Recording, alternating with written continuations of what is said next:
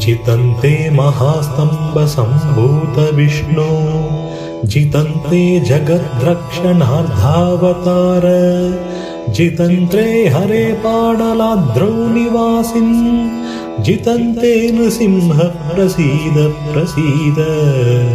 नमस्ते जगन्नाथ विष्णो मुरारे नमस्ते नृसिंहाच्युतानन्द देव नमस्ते कृपालो श्रीचक्रपाणे नमस्तम्भसम्भूत दिव्यावतार।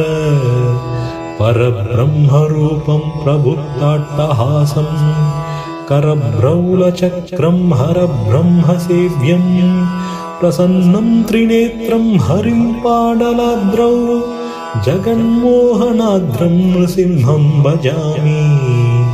गिरिजनहरिमीशं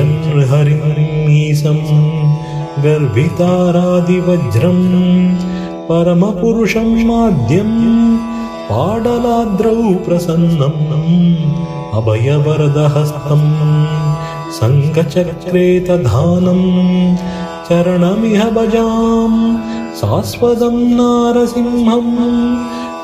श्रीनृसिंह महासिंह दिव्यसिंह गिरिसम्भव देवेश रक्ष मां शरणागतं गिरिसम्भव देवेश रक्ष मां शरणागतम्।